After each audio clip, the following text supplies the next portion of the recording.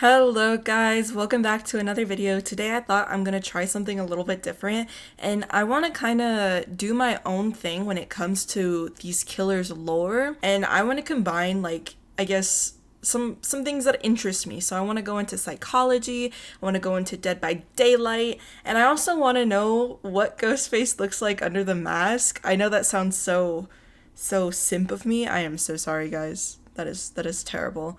But yeah, so I kind of just want to go over all of that. So let's get into it. So when we talk about, who Ghostface is under the mask, obviously everybody knows because it's right in his lore. It's Danny Johnson, or otherwise known as Jed Olson. But the closest thing we have to determining what he looks like under the mask is his in-game driver's license. And I'll go more into that later. I'm actually going to save what he looks like for the last part of the video. First, I'm going to give you like a little snippet of his lore just so that we can get into I guess the psychology of it. Obviously, there's like dozens and dozens of lore videos out there about Ghostface that you could definitely go watch. So I'm going to keep this short and sweet because you've probably already heard it a dozen times. So Danny Johnson grew up with his father telling him war stories about how he killed his enemies. His father wanted to inspire Danny to make his own, and boy did that backfire. Danny grew up, killed his father. Shocker. Telling your kids, stories about glorified murder was definitely in Parenting 101. This kill was very sloppy, and Danny really didn't like that. In classic Ghostface fashion, Danny loved true crime, and this felt like an homage to the Scream killers loving horror movies. And Danny got a job at a newspaper publisher and took the alias Jed Olson. While working here, he would stalk someone for months before killing them. He had to make it completely perfect. It was like a pet peeve of his, more than a pet peeve, a little bit OCD-like. Eventually, these group of guys were making fun of the Ghostface and just other killers that Danny looked up to. The Trapper, possibly even the Clown. And Danny didn't like that the Ghostface's name was like being tarnished. He didn't like that he was being made fun of. So he really wanted to kill them right there on the spot, but was reminded of his very first kill and how sloppy it was. So he's like, you know what? I can't go there again. I'm not going to do it. So eventually, Danny decided that it was time to leave Roseville, Florida, as, where he was doing his little interviewing the victims' families, killing people, all that wonderful stuff, making stories about them.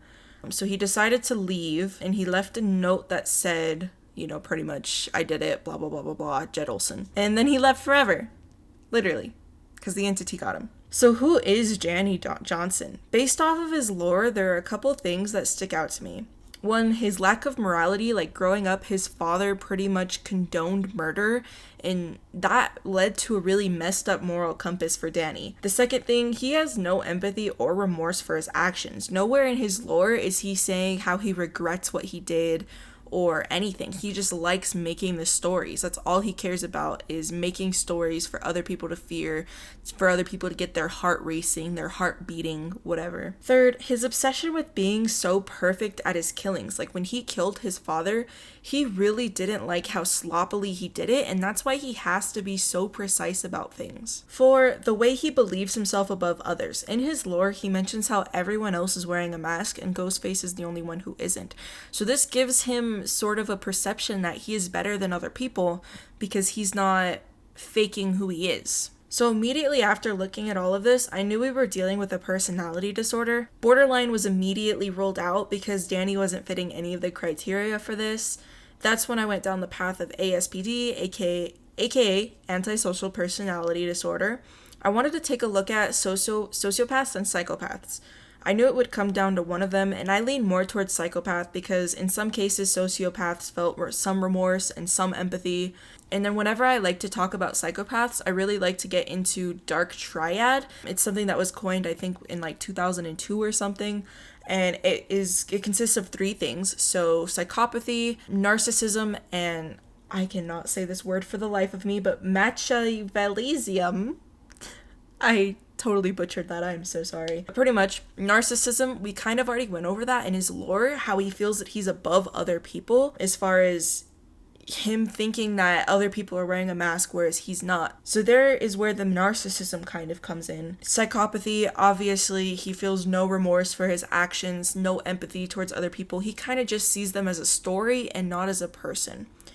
And Machiavellism I'm so sorry. That one kind of means like he likes to deceive other people, and clearly he loves it because he literally came into town with an alias named Jed Olson. He was constantly lying to other people. He was being deceptive, and as far as his intentions went, because he was interviewing victims' families, and he enjoyed this a lot. Like, he enjoyed always being on top of other people. You know, like always feeling like the smartest one in the room. Like he always knew something that you didn't.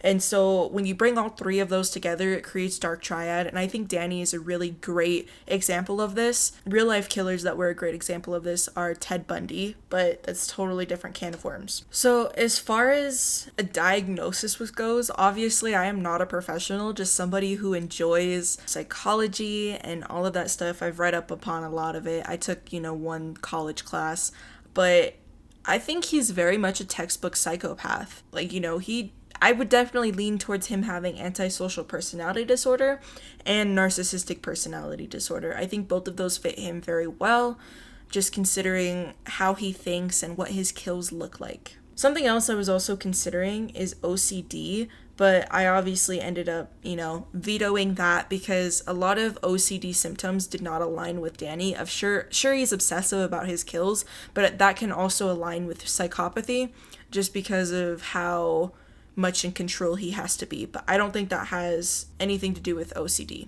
So now that we've gone over like what's inside Danny's mind, let's get to the fun part. What does Danny look like under the mask? So I mentioned earlier his driver's license, and honestly, you can't see shit. It is like the most basic description of how he looks like ever. So we actually are gonna look at some fan art that I found on the internet for what I think depicts him the most, because his driver's license clearly shows that he has like short hair. I'd say more like defined features. And then I guess I would go with dark eyes and like dark hair, so like black, that kind of thing. He kind of reminds me of a Tim Burton character. My credentials are that I used to write Ghostface fan fiction. And by used to, I mean still do. And by Ghostface fanfiction, I mean Dead by Daylight Ghostface fanfiction. There will be no further questions answered on the matter. I just want to say right away, obviously artists always make someone hotter, so I apologize. But also, this is going to probably be my favorite Ghostface rendition, whatever you call it, just because of how it looks like it literally came from Dead by Daylight. I just think it looks really good. I think it's pretty accurate. I love it. I like this one because I also think it's pretty accurate when it comes to what he looks like. He does have I would say a more slender figure, despite him being able to carry people. We all know that that's just the entity allowing him to carry people. But I really like it. I think it looks good. It's good. I love the art on this one because he looks so dark and it just looks really nice. Again, we have the short black hair, the dark eyes, and then the more defined features, especially when it comes to the jawline and all that. This one is a little bit different because he does have brown hair and it's a little bit longer, but this is supposed to be what he looked like when he was working at the newspaper publisher place, and this definitely gives me journalist vibes. So I really like it. Again, face looks pretty good and accurate. It's just the hair that's throwing me off a little bit, but I do like it. I think it's good. Again, I am so sorry that all of these probably seem hotter. It's not my fault that artists just make things hot, okay? But again, short black hair, dark eyes, and then defined features. This one just looks like he is up to no good. So this is a little bit of a different art style, but I do like how it looks as well. Again, short black hair, dark eyes, defined features. This one just looks a lot more muscular than I would say Ghostface's, because I definitely think he has, like I said before, a more slender build, just because he was a freaking journalist. He wasn't working in the gym and shit like that. He was literally just doing journalism. And then also, he probably has trunks like thighs. No, thighs like tree trunks, because he was, creeping around people's houses. That's obviously a joke. I don't think that. I really like this one as well as far as art style and all of that goes, but I think that's going to conclude all of them for today. Yeah. So yeah, I hope you guys enjoyed the video, and honestly I do want to make another one of these with maybe another killer, so let me know who you want to get to know more about in the comments, or you know, I guess the comments is really the only place you can let me know. But yeah, let me know. I'll see you guys in another video. Love you. Bye.